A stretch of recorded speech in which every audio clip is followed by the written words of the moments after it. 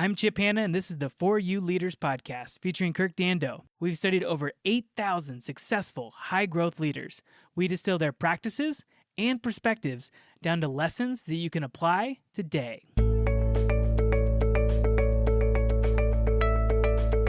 We've touched on this a couple of times in the middle of some different episodes, but we've never really explained why this is called the For You Leaders podcast, Kirk.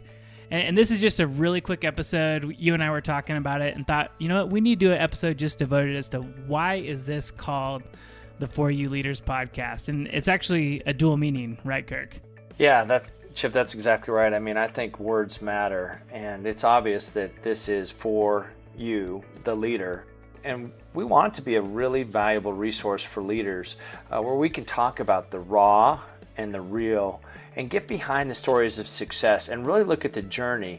And the journey is not just success. There's failures in there, there's frustrations in there, there's disappointment in there, there's unexpected successes. And what we'd like to do is get those leaders on here and let them share their stories so our listeners have an opportunity to normalize their journey and hopefully learn something that they can apply. So what's the other meaning behind For You Leaders? What I learned probably a long time ago and started to recognize is there's really three types of leaders out there. And so think about this. Think about the people in your lives that have been leaders, whether it was a coach, a teacher, it could have been a parent, could be someone that you work with today, work for today. It's really three kinds of leaders. There's leaders that are for you, there's leaders that are against you, and there are leaders that are for themselves. So leaders that are for themselves, what they typically care most about is what they can get out of you, not what they can put into you or give you. And because there's so much literature and so much writings about what it means to be a good leader and how to show up as a good leader and how to ask questions as a good leader, it's almost created this disguise that people can hide behind. But under pressure, you find out what kind of leader somebody is, and somebody that's for themselves under pressure, it becomes very clear about what their agenda is and how they can benefit from that. The other kind of leader is somebody that's against you. Now that's pretty rare. That's pretty rare that somebody wakes up in the morning and says, I'm just going to wreck this person. I'm going to wreck it. In fact, I get joy out of it.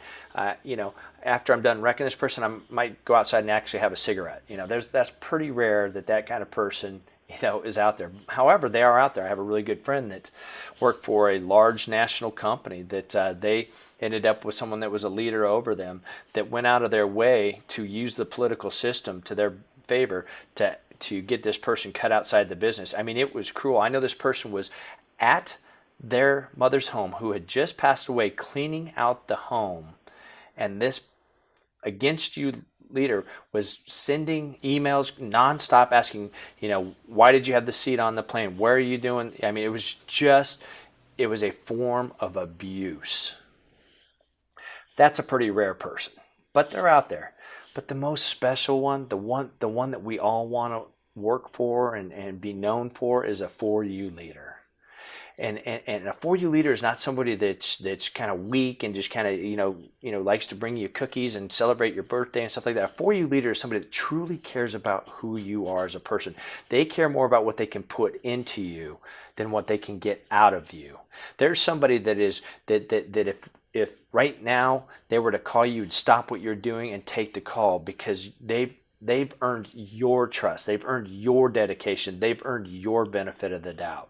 Well, it probably would be helpful to, just for the people listening, what's our definition of a leader? How do we describe a leader? Not a good leader, a bad leader, but what is even a leader? That's a good question, Chip. We define leadership, and you and I have spent a lot of time really thinking about this, and I don't think one definition just completely encapsulates it, but I think words matter. And so the way you and I define this is having the influence to take somebody where they can't take themselves. And influence is earned. It's not something that you can require. Yeah, and what's funny is we talk with different people about this, as we present to different audiences, there inevitably is like someone's hand that comes up and says, well, like sometimes I think I'm for myself, sometimes I think I'm, for others, but really like people shouldn't overcomplicate it, should they? Yeah, that's we were out giving a talk one time in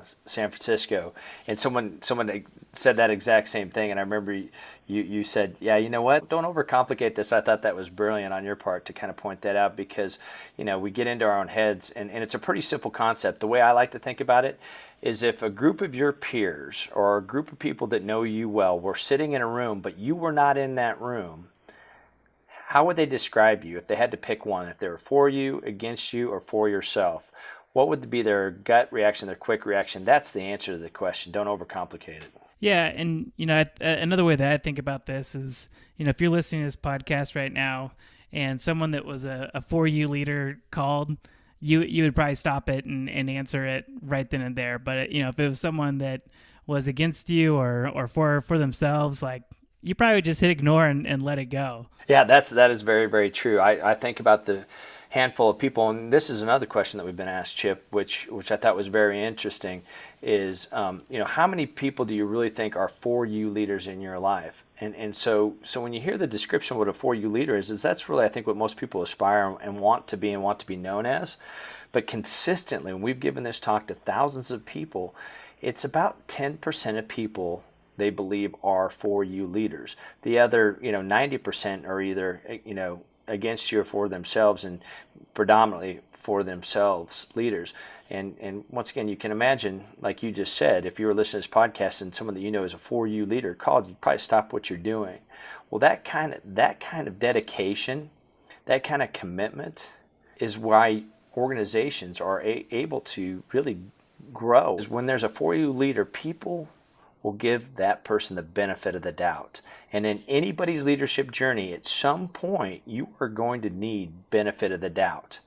And guess what? If you're following a leader that's for themselves, and I've learned from some leaders that were for themselves, it's not like they're just terrible, horrible leaders. But when the chips are down and they need benefit of the doubt, guess what happens? Most people go to protecting themselves, because as you and I have talked, guess what kind of for you leaders, guess what kind of people those attract? What do you think, Chip? They attract more for you type of people. Exactly. And for themselves leaders, what do they attract? Same thing. Exactly. So when you're in the journey, and the journey's never ever linear, it's never up and to the right. Once again, I said, I don't care if it's for a family, a church, a political environment, a not-for-profit, or a global multi-billion-dollar business, you're going to hit tough times. And if you're a for yourself type of leader, and that's what you've surrounded yourself by and attracted to you, the journey became exponentially more difficult. Whereas I've seen people that are for you leaders where the company was suffering, was struggling with cash flow, and people inside the business started writing personal checks to save the business. And now these businesses are worth hundreds of millions of dollars today, but there was a time where they were on the brink of disaster, and because that leader had committed to being a for you leader, and it wasn't like they woke up and think about it, it's who they are, and it's how they conducted themselves. But people inside the business, think about that, wrote personal checks to save the business. That's pretty incredible. We joke around a lot that people look a lot like their dogs, but more importantly, they start to look like their significant other. And if you look behind the science behind why couples look like each other, it's because they start to emulate the facial expressions that their significant other has. And so literally they're building the muscles that their significant other is showing them every single day. And it's the same thing in business. You're showing that people what muscles they need to be building. And if you're building for you leader muscles, you're going to get more for you leader people. It's pretty incredible. It's so hard to do something that's counterintuitive. Why do you think it is that we see such great results when you stop focusing on yourself and stop focusing on other people? Someone that was a for you leader in my life said this to me, and it stuck with me, and I think it answers your question, or at least gives more color to your question, is you make a living by what you get and what you earn, but you make a life by what you give. I think when you give to others, just the natural tendency is to unlock in them to want to either pay that forward or pay it back. Either way, it doesn't really matter, but it unlocks that I don't know what you call it, energy, that cycle, whatever it might be. It unlocks that, and it is, like you said, it's counterintuitive, especially in a world where unfortunately there's so much scarcity thinking, and that's why, there's maybe only 10% of people that kind of are naturally behaviorally good for you leaders. And this is a topic for a completely other podcast, but we talk a lot about what we call level 3 companies that have reached the pinnacle of their niche, and only 10% of companies reach that top level. I don't think there's any coincidence that only 10% of leaders are 4U leaders. Do you? Yeah, that's a great call out. I don't think there's any coincidence at all, because that inflection point between 2 and 3 is where you definitely need that benefit of the doubt. It is a mighty struggle, and you can't outsmart it, and you sure can't brute force your way through it. That's a great point, Chip. Just talk for a second, if you will, about benefit of the doubt. You need to earn it, but then you're also going to need to cash it out, right? Yeah, exactly. I mean, benefit of the doubt is nothing that you can put in somebody's job description. It's nothing you can require of people, of your family members, of your community members that are around you. You can maybe control it a little bit perceptively by, with pay and benefits and all this other stuff, but it's just a perception. It's a facade. True benefit of the doubt is earned in the middle of a relationship. It's in the middle of messy situations, and it's how you conduct yourself, and it's how the decisions that you make and how you show up. And if you show up as somebody that's for themselves, like I said, a for themselves leader shows up under pressure, that's when you see it the clearest. But a 4U leader earns benefit of the doubt, and it's, you've heard the analogy of a bank account. They're making deposits all the time into that. But there will be a time when there'll be a withdrawal, and if the account is near empty, the business will suffer. And people won't point to that. They won't say, it's because they didn't have benefit of the doubt. They'll say it's because they were silly with their cash, or they treated the customers poorly, or they didn't maybe they didn't have the right team of people to pull it off, and they'll wrap it with the excuses. But I've sat at too many meetings with CEOs of companies that had struggled, and this was not what was put out on the press release, but this was the real conversation that happened behind the scenes. This is part of that real and raw part that we talk about, is they lost benefit of the doubt, and those were the words that were used. So if someone right now is listening and they are like, well, shoot, like I have been for myself up until this point, but I see the value in being a 4U leader. What advice would you give them about how to start becoming a 4U leader? Well, you posted something on our social media the other day that I thought was really, really good. Yeah, so it was C.S. Lewis, and he said, you can't go back and change the beginning, but you can start where you are and change the ending. I really like that. And it's a matter of stepping back, and if you need to say you're sorry, if you need to step back and look at where you've made mistakes, own the mistakes, whatever the case may be. We're all human. We all do that. And there's something rich and endearing about somebody that's willing to be human. And then commit yourself to it, and don't try to be perfect, because it's not a perfect journey, but it's one that's worth getting on. It's one that creates a whole lot more excitement and fun as a leader. And what it does is it produces people. You unlock something in people, helping them get to a point where they could not get themselves. And I don't think there's, like I said, you create a living by what you earn and what you have and what you get, but you create a life by what you give. And there's nothing more special than giving someone else the gift of a great leader. If you had to really simply define the first steps you need to take to become a 4U leader, how would you describe that? This is the most powerful thing I've seen, and just a really quick story here. After I got done working at Arthur Andersen, I got the opportunity to be the CFO and a COO, and that was a company that we eventually grew to $1 billion. And I got off the elevator for the interview, and hanging right above, right as you got off the elevator, there's this huge sign that says, "No one cares how much you know until they know how much you care." And I thought, well, someone's been to the Stephen Covey store, and I didn't think much of it, And but the more and more I thought about that, and I was working, it was with a gentleman named Bill Moore, and this is an important part of the story, so I'm going to go on just a little bit here. So Bill Moore taught me more about being a 4U leader than anybody I've ever known. After we sold that company, he said, "Kirk, you've got a unique ability to look into the heart of a company and see what needs to be done to unlock growth. You should go help other companies do that. There's a big need, and you've got a gift, and I want to invest in you." And I remember thinking to myself, like, why in the world, why would he invest in me in doing something like that? there's no return in that. And so I said it to him. I said, Bill, why, I appreciate that and the vote of confidence. That means a lot to me, but I don't know that I'm going to be able to give you any return. It's, on that kind of investment. And he looked at me and he kind of squinched his forehead and he kind of tilted his head and he looked at me and he said, Kirk, I don't want a return. I just want to invest in you. And I remember I just had this this shame that just kind of washed over me. And I thought, I have a lot to learn about leading. In that moment, I was a for myself leader, because the first thought I had was, how can he benefit? I wouldn't do that if I couldn't benefit. And he taught me more about what it means to give and invest in somebody and being that for you leader. Well, he's the one that had that sign saying, no one cares how much you know until they know how much you care. And so I made a commitment and dedicated myself at that time to being a different kind of leader, the for you leader.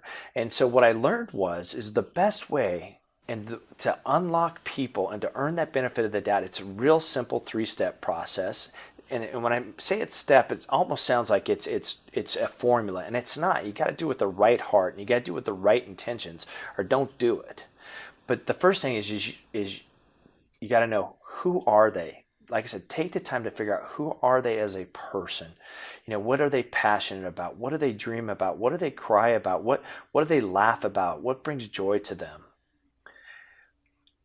Once you know that, you figure out, where are they at in their journey towards their defined success. And you ask questions and you learn.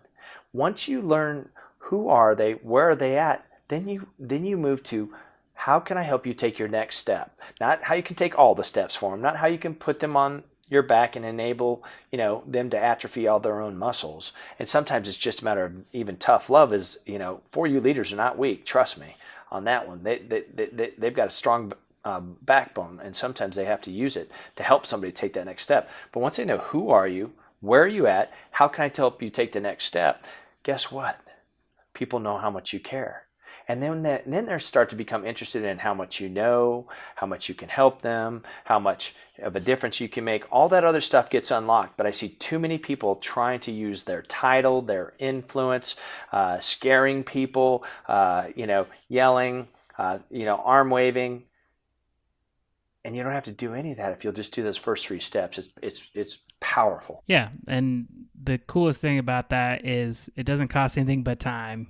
And it's really easy to remember those 3 steps. Yeah, for sure. Yeah, that's a great question. Thank you for asking that. I hope everyone listening is enjoying this little bit different of a podcast interview here. Thanks, Kirk, for spending the time to explain why we call this the For You Leaders podcast and explaining the double meaning behind it. If you've got questions or comments, please send it to us. You can go to foryouleaders.com. But thanks, Kirk, for taking the time to really explain to our listeners what the For You Leaders podcast is all about.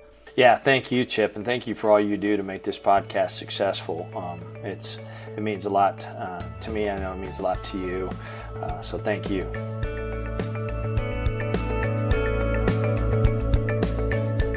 What do you think of the For You Leaders podcast? Can you think of anyone that would benefit from listening to today's episode? If so, would you please share that with them? We really do take very seriously your feedback, and I'd ask you to go to iTunes and give us a review if you would. Think of it as not only a way of helping us, but of helping others, because we do take that feedback seriously and we apply it to future guests and questions that we ask. Once again, as the name implies, this podcast is for you and for your growth and for your improvement.